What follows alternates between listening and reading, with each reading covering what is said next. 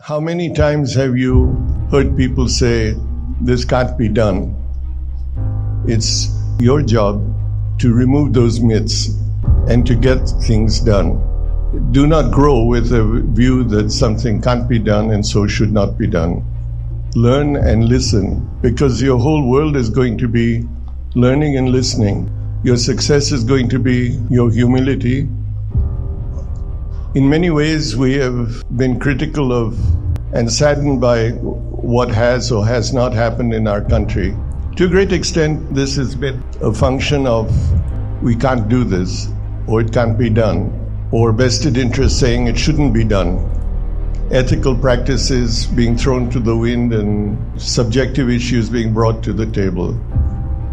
You, in the years ahead, are going to be leaders of this country and shaping the destiny of this country. There will be thousands of occasions when you have to make difficult decisions. You need to ask yourself if you are doing the right thing and take the decision that's the right thing, however difficult or unpopular that may be. Do not grow with a view that something can't be done and so should not be done. Let me just take a minute and you look at the world around you. Are the great successes the large companies of this world, and there are many and many successful companies? Or are they the companies that took chances, where individuals started in garages, where ideas were born? Where did Microsoft, where did Apple, where did Amazon, where did Google, where did Facebook come from? They came from ideas that people felt something could be done and that they could make a difference. Your real learning starts now as you go into the real world. Let me just say that in India, the most fascinating period of time that I've had is in the automotive area.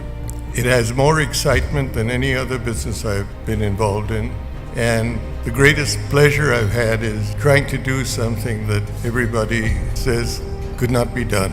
I'll just share perhaps a moment in time which I will always cherish.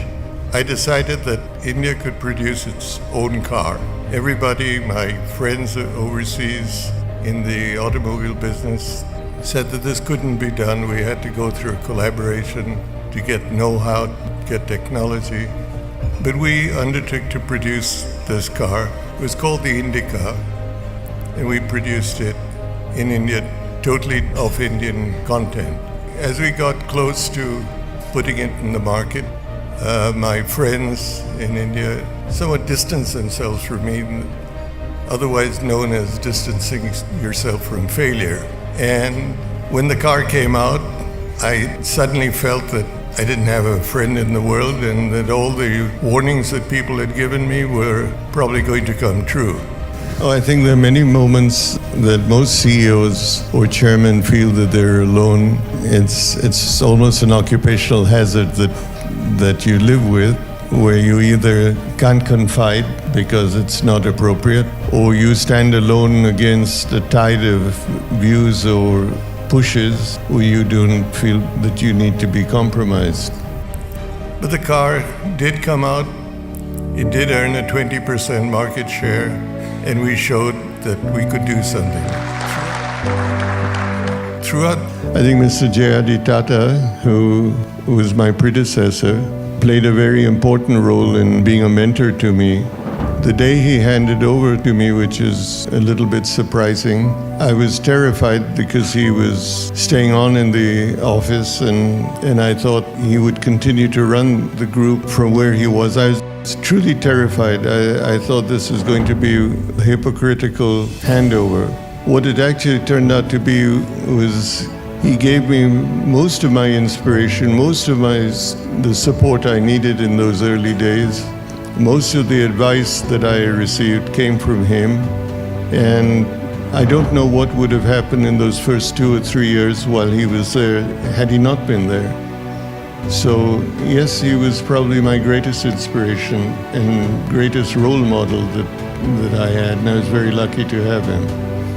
My first few years as chairman, was committed and dedicated to changing the culture in the company. I inherited a board, for example, that must have have an average age of 85. We had a few directors who were participating. Several of them had to be helped into the boardroom because they could no longer walk freely. Some of them came and sat down and fell asleep. Others didn't hear too well. But when it came to making changes, they all woke up and ensured that no change took place. So the first 4 or 5 years were spent in trying to figure out how to graciously ease them out of the company. I'm pleased to say that most of them followed a trend of if you made them an offer that was attractive enough, they agreed to move. And then 5 years later, one could sit down and try to create a new culture, a company a group that was more customer-oriented and attempted to be more nimble-footed than it had been in the past. It becomes the job of the CEO to inspire the people and communicate with them and deal with them in a manner that they understand. How well you do it or how poorly you do it, you find out after the event. And finally, as you go into the real world, your real learning starts now. So as you go out into this world, I would hope that you, would look at being ethical and holding the value systems which you want this country to have. If you think you cannot make a difference, I'd say you very well can make a difference if you so desire. That you are humble as you look forward. If you speak or sit next to a Nobel laureate, he never tells you that he won a Nobel Prize. Other people tell you. So let humility be your best defense. Think of yourself as being one of the more fortunate people in this world, and that there are millions who are less fortunate. Don't ever forget that, because you always need to take a view that you have had the privilege of a good education. You need to give back to society some of the learning you have done to do something for your country and for society. Don't ever forget that, because you need to look at your life as one where you can make a difference. And you shouldn't merely consider yourself successful based on the prosperity you gain for yourself, but you should go home at night feeling satisfied if you have made a difference. That difference is something each one of us can make. We'll have failures and we've had frustrations, but it's a continued commitment that we have to the world around us, to ourselves and to the people of India. So I wish you well, and I am very envious of you coming out into the India of today and tomorrow, which is going to be a great country. It's a great pleasure and a great privilege to be here this evening. A little overwhelming, if I might say so, and I'm overwhelmed. Play your role, and hopefully many of you will be leaders in the India of tomorrow. Congratulations again.